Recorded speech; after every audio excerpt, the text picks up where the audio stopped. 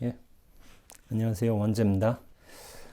제가 보통 하루 일과가 어떻게 되냐면은, 사실 기도를 하고 난 다음에 스님들과 같이 사실 공양을 하거든요.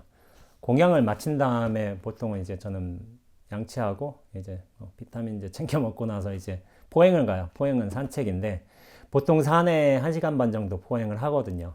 그런데 단주를 보통 들고 다니면서 이제 돌리기도 하지만은, 어, 보통 뭐 법문 같은 거를 많이 들었어요. 음악도 들을 때도 있지만은 요즘엔 좀 인문학 강연 같은 거 아니면 책 읽어주는 뭐 리뷰 같은 거 그런 것도 많이 듣습니다.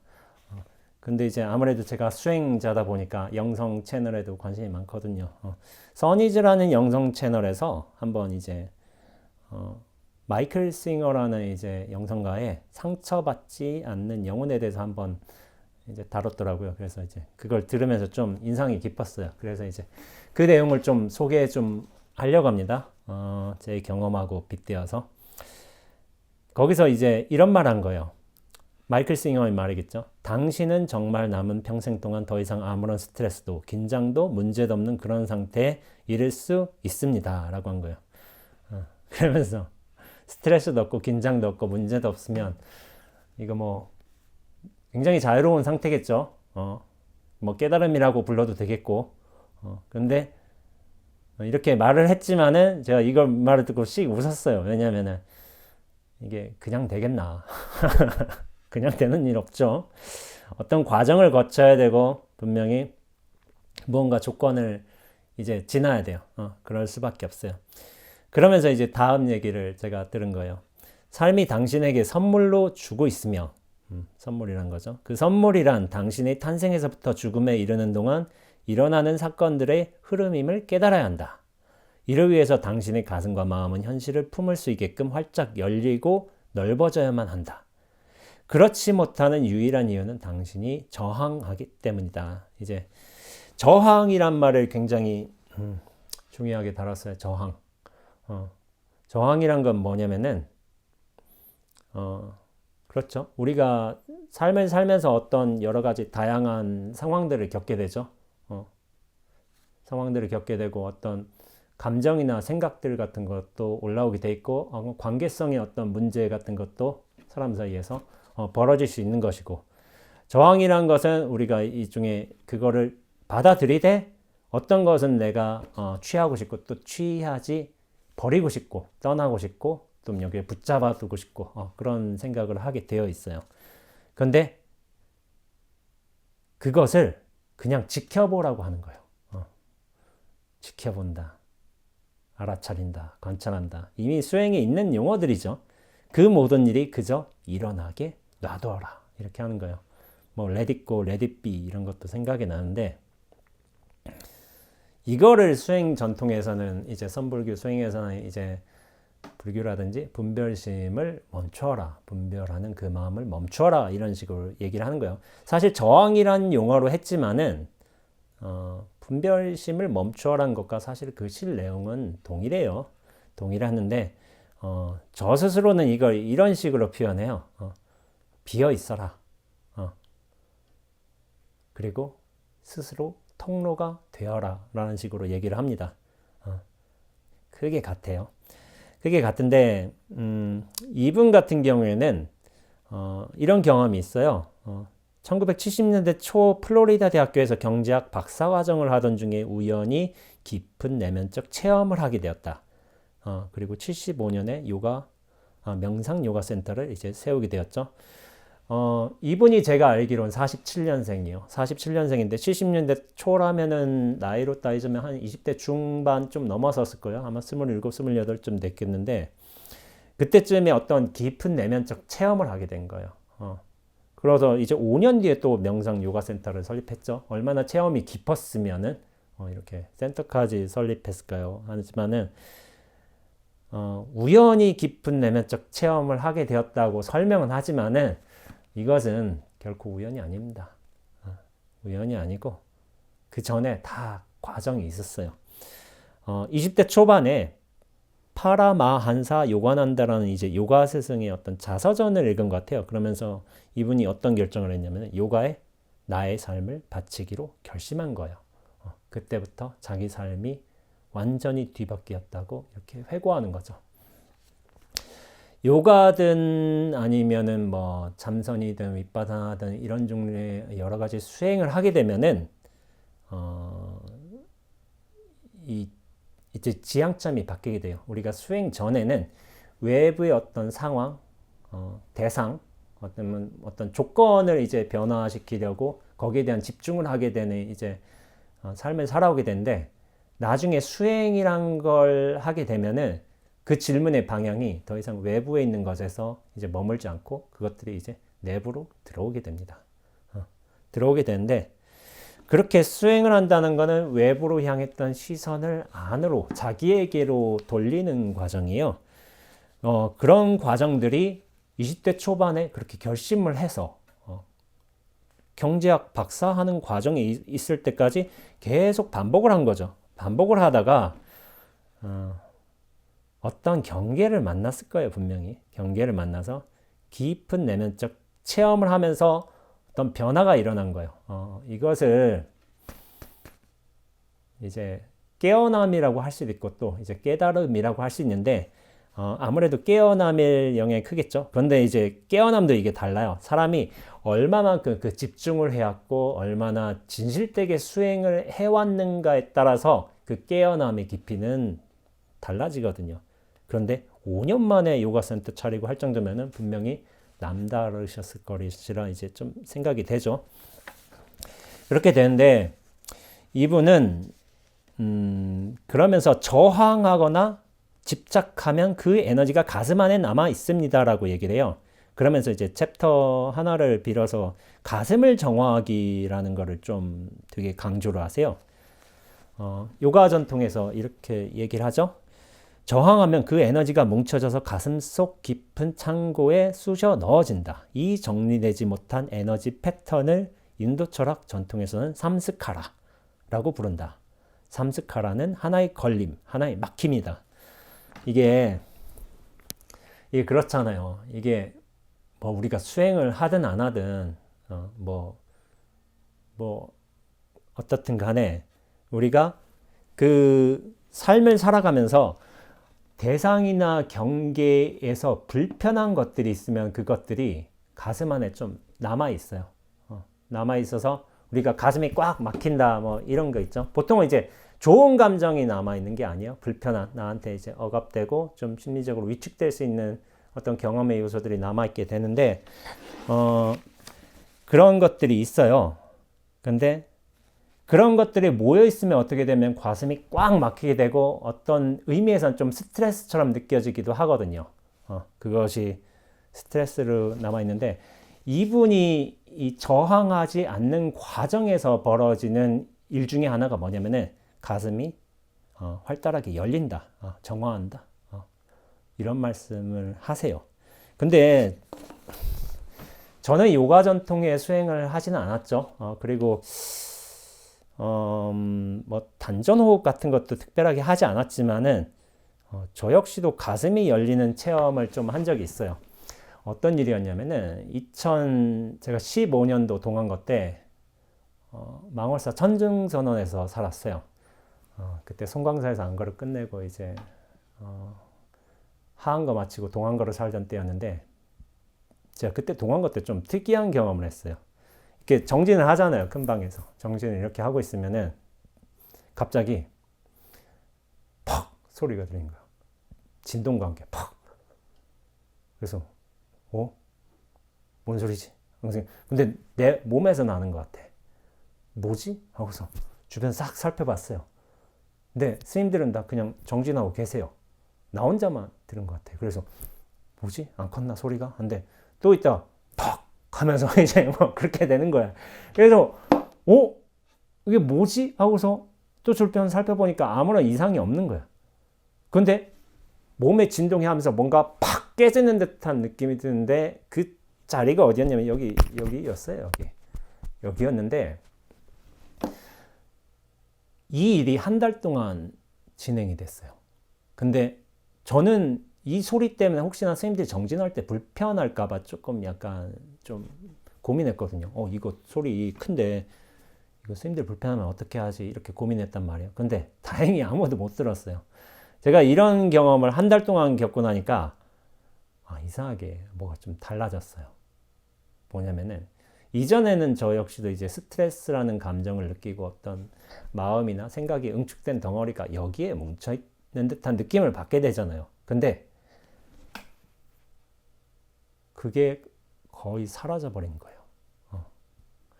그래서 이제 사람들이 이제 이게 믿을 수 있을지는 잘 모르겠지만은 그 이후로 제가 스트레스를 못 느꼈어요.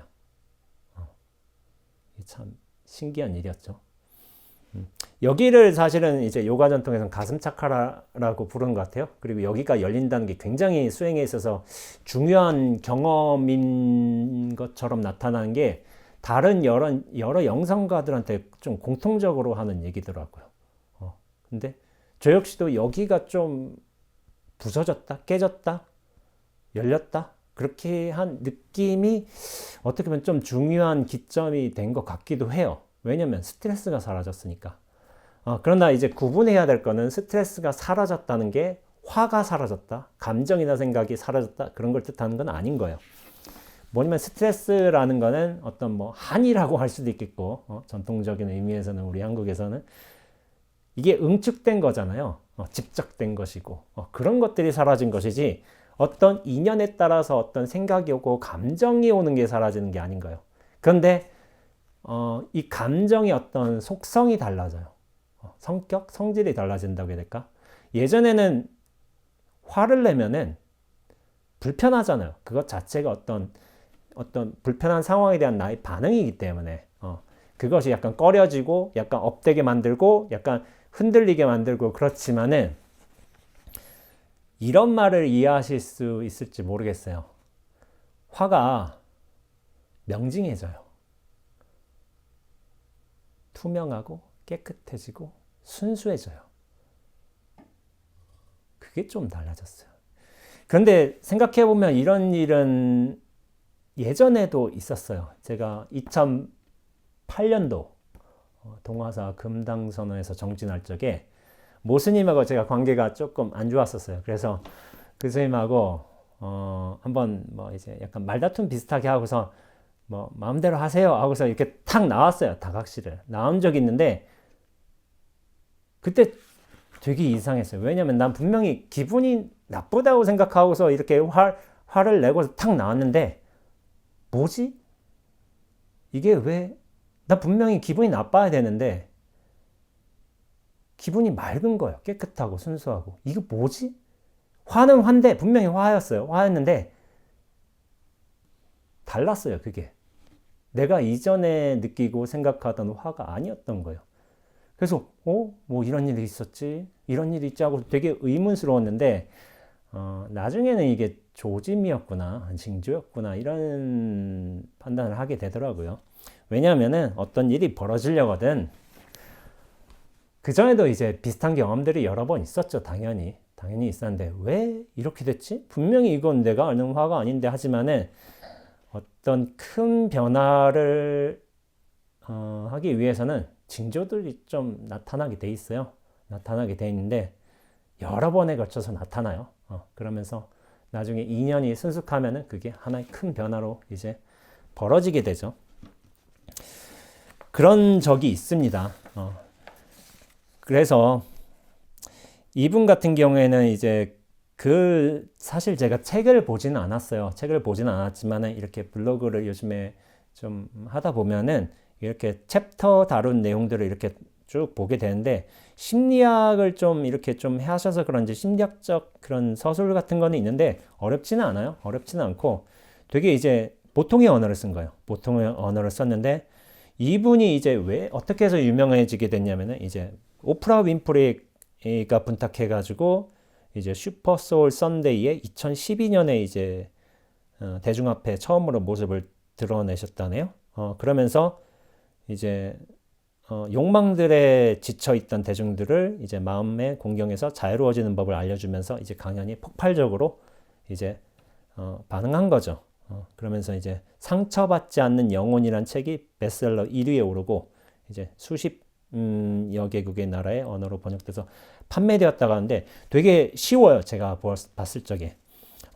그러면서 제가 이분하고 또 참 비슷하게 느낀 게 뭐냐면은 내맡기기라는 걸 굉장히 중요하게 말씀하세요.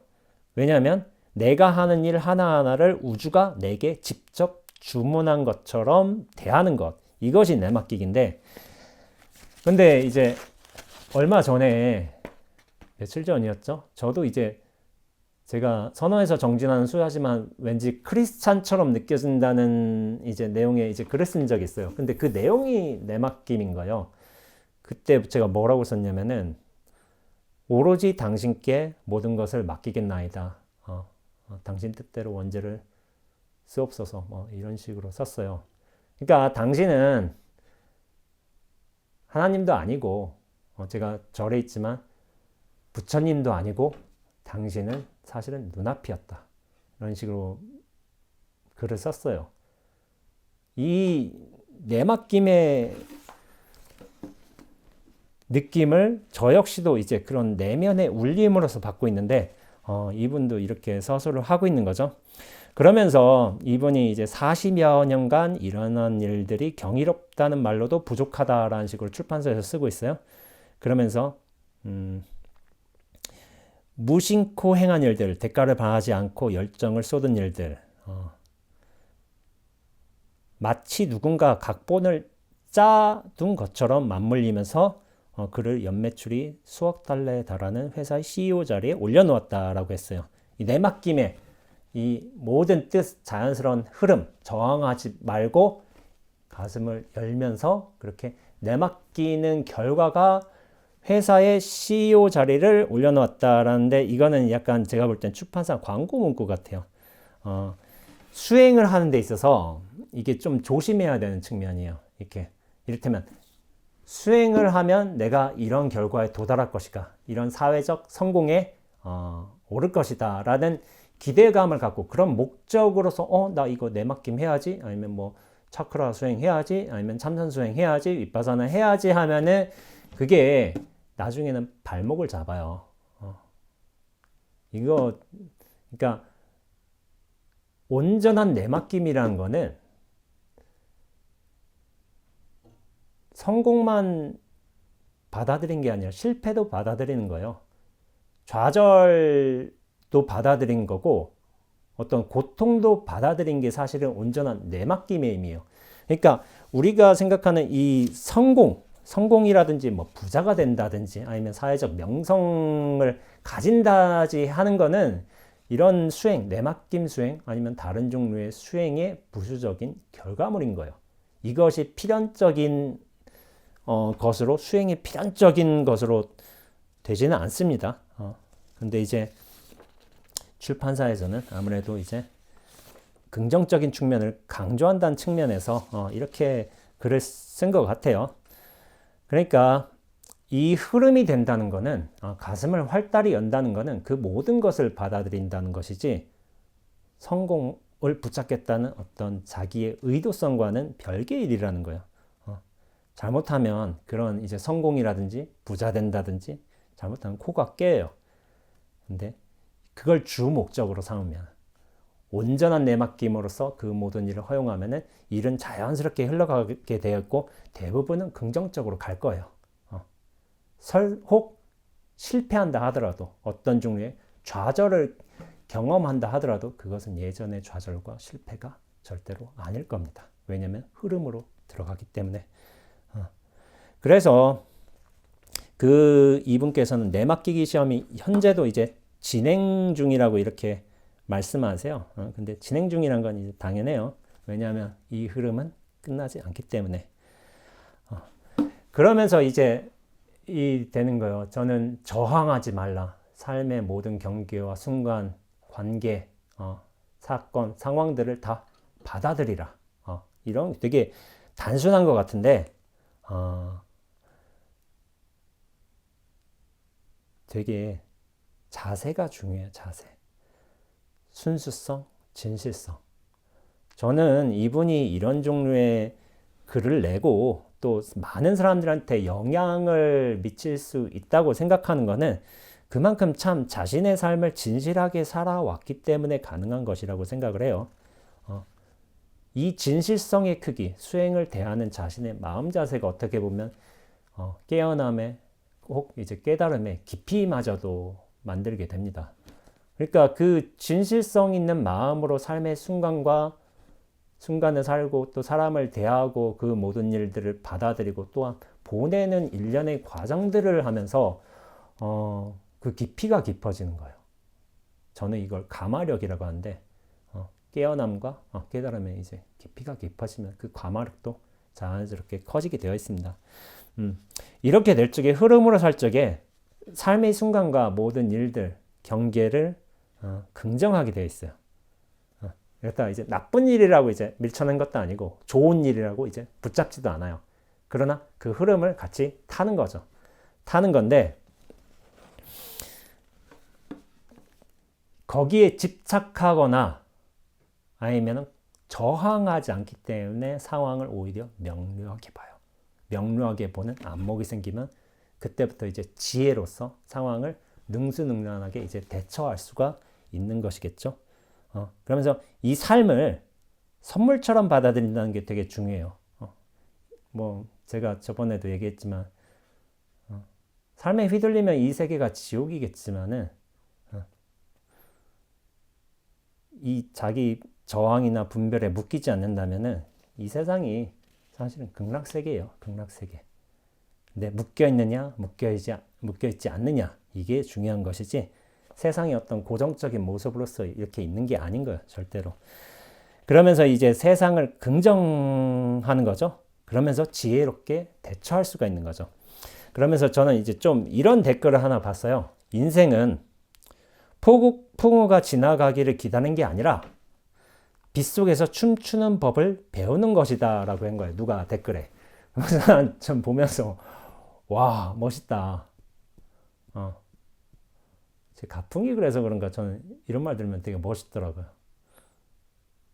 그러니까 인생에 어려운 곤란들이 있잖아요. 힘든 상황들이 있고 그것이 사라지기를 여기서 이제 기다리는 게 아니라 나가서 빗속에서 춤추는 거예요. 춤추는 거. 그게 비 맞으면 그것도 느낌이 좋아요. 느낌이 좋고 그거를 상황과 순간을 즐길 수 있는 거잖아요. 사실은. 그거를 받아들이고 거부하고 정한 게 아니라 오히려 그 안으로 뛰어든 거죠. 이 비슷한 말씀을 또 법륜 스님이 하신 적이 있어요. 이제 우리 인생을 이제 고해라고 비유하기도 하는데 넓은 바다, 고통의 바다 이렇게 하는데 우리가 부처님 말씀과 이제 가르침을 힘을 얻어서 그런 배를 딱 지어서 그 고해를 건너간다. 그런 식으로 이제 비유하는 경우가 많은데 고통의 바다에 빠져 있으면은 되게 괴롭잖아요. 괴로운데 법륜 스님이 전혀 다른 말씀을 하신 거예요. 뭐냐면은 야 그냥 바다에 빠진 김에 내려가서 이쁜 조개라도 주워오자. 이게 가풍이에요. 가풍. 근데 되게 멋진 가풍이에요. 멋진 가풍. 그러니까 저 법륜 선생님은 배 얘기도 하셨지만은 배 타기 전에 얘기를 사실 하시는 거예요. 이거는 안목의 전환이 확실히 이루어져야만 이런 말을 할 수가 있습니다. 되게 멋진 말이에요. 근데 이제 저도 약간 비슷한 경우를 한 적이 있어요. 고해라는 거를 비유를 했을 적에 제가 예전에 질문이 멈춰지면 스스로 답이 된다 이 책에서 제일 첫 긴 글이 서핑이라는 글이에요. 서핑이라는 글인데 이게 고통이라 이 바다가 고통이잖아요. 근데 차라리 바다로 뛰어들자겠어요. 그러면서 저는 뭐 하겠다고 얘기를 했냐면은 서핑을 하겠다고 했어요. 고해를 벗어날 필요도 없고 또한 빠질 필요도 없어요. 그러면서 자연스럽게 흘러가는 거 그게 서핑입니다. 앞으로 제가 여러 방식으로 저만의 서핑 모습을 보여드릴 거예요.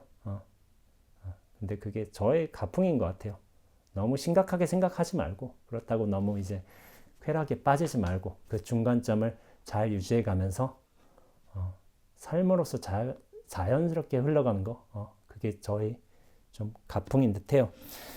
자, 오늘은 마이클 싱어의 상처받지 않는 영혼이라는 이제 거에 대해서 잠깐 얘기를 해봤어요. 내일 또 이제 다른 주제를 가지고 다른 이슈를 가지고 또 한번 다음 시간에 한번 이야기해 보도록 하겠습니다. 예, 수고하셨습니다.